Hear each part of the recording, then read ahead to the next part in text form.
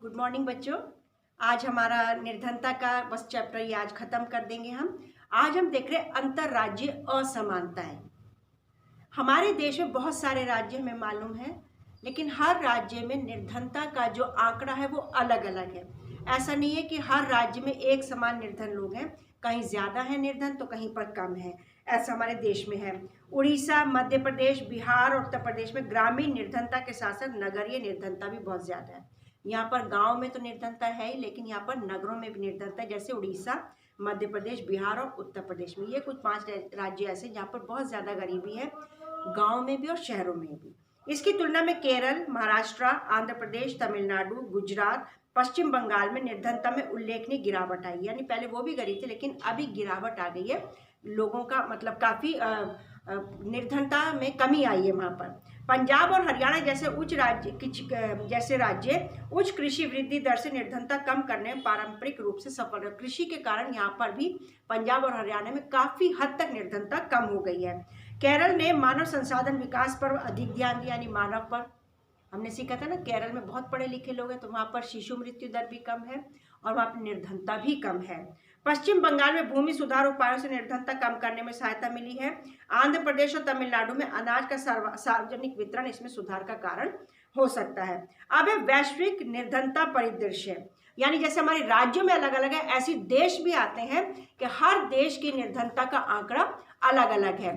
कहीं पर बहुत ज़्यादा गरीबी है, कहीं पर कम गरीबी और कहीं पर बिल्कुल भी गरीबी नहीं है। तो यहाँ पर सारा दिया हुआ है कि कैसे उसमें बताया गया, और ये एक आरेख भी दिया गया है। ये राज्यों का आरेख दिया गया है कि कैसे कैसे, और यहाँ पर ये देशों का एक आरेख दिया है। ये आरेख को पढ़ने से तुम लोगों को पता चल जाएगा, ठीक है। तो विश्व बैंक के आंकड़े भी इन्होंने फिर आगे दिए हैं कि कैसे कैसे निर्धनता का कोई कहीं कम है तो कहीं पर ज्यादा है।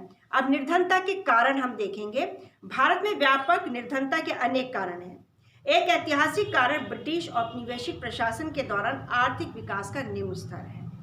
यानी जब अंग्रेज आए तो उनके आने से हमारा आर्थिक विकास बहुत कम हुआ। अंग्रेजों ने अपना ही फायदा देखा और इससे हमारा देश गरीब होता चला गया।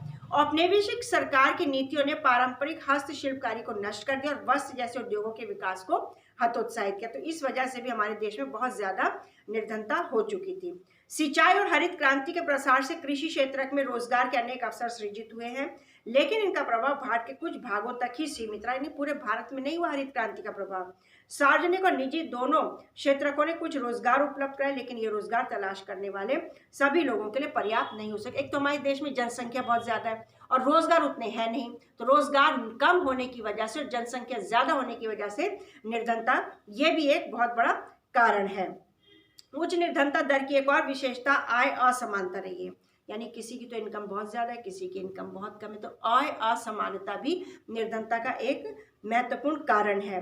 इसका एक प्रमुख कारण भूमि और अन्य संसाधनों का असमान वितरण है। हम ये पढ़ चुके हैं 6th में भी 7th में भी, और भूमि का वितरण जो हम पढ़ चुके हैं कि पहले एक टुकड़ा होता है वो पिता के पास, पिता के 2 बेटे हैं और पिता की मृत्यु हो जाती है तो वही एक टुकड़ा जमीन का बट जाता है, आधा आधा हो जाता है। फिर वो दोनों बेटे जब वो मर जाते हैं तो उनके बच्चों में, तो इस प्रकार से जमीन का वितरण कम से कम होता चला जाता है, कम होता चला जाता है और जमीन के छोटे छोटे टुकड़े रह जाते हैं। इस प्रकार से ये निर्धनता का एक कारण बनता है। अब निर्धनता निरोधी उपाय।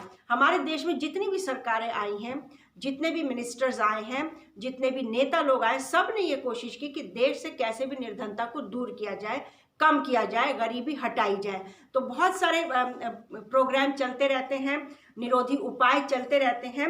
जैसे इसमें प्रधानमंत्री रोजगार योजना है, राष्ट्रीय रोजगार गारंटी कोष है, राष्ट्रीय काम के बदले अनाज है, महात्मा गांधी राष्ट्रीय ग्रामीण रोजगार अधिनियम है। बहुत सारे उपाय चलते हैं जिसके तहत ये कोशिश की जाती है कि भारत से निर्धनता को कम किया जा सके, दूर किया जा सके, कोई गरीब न रहे, एटलीस्ट 3 वक्त का खाना तो मिल सके लोगों को। ये कोशिश हर सरकार की रहती है, हर एक नेता की यही कोशिश रहती है। तो इसमें कई बार सक्सेसफुल भी हुए हैं कई हमारी सरकारें, और कई बार बड़ी मुश्किलों का सामना भी करना पड़ता है। अब फ्यूचर में जो चैलेंजेस आते हैं, भावी चुनौतियां। भारत में निर्धनता में निश्चित रूप से गिरावट आई, लेकिन प्रगति के बावजूद निर्धनता उन्मूलन भारत की एक सबसे बाध्यकारी चुनौती रहा है। यानी सबसे बड़ा चैलेंज है गरीबी हमारे देश का।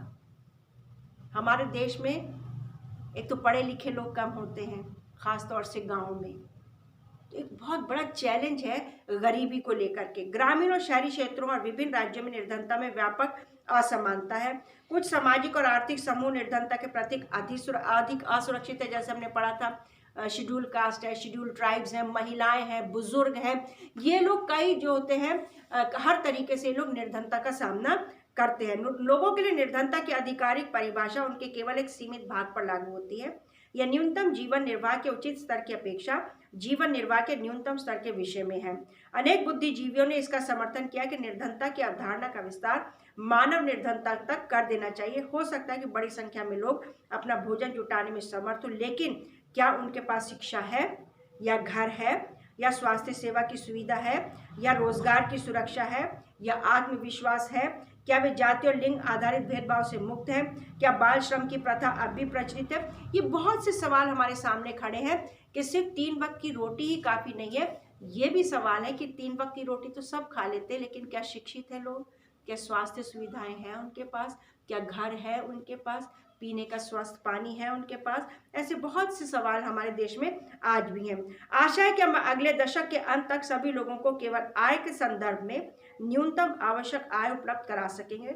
सभी को स्वास्थ्य सेवा, शिक्षा और रोजगार सुरक्षा उपलब्ध कराना, लैंगिक समता तथा निर्धनों का सम्मान जैसी बड़ी चुनौतियां हमारे लक्ष्य होंगे। ये और भी बड़े काम होंगे। तो ये लेसन बेटा आज खत्म हो गया है और हमारा एक ही चैप्टर अभी और बचा है। नेक्स्ट क्लास में वो नेक्स्ट चैप्टर करेंगे। मैं एक दिन पहले बता दूंगी तुम लोगों को, लिख करके ग्रुप पर ही रिवीजन करना शुरू करें, याद करना शुरू करें। अब जल्दी ही एग्जाम्स होने वाले हैं, ठीक है?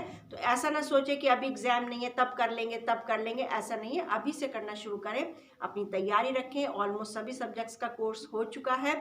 हर कोर्स का रोज बरोज तुम लोग याद करते चलो, ताकि जब एग्जाम आए तो मुश्किल ना हो।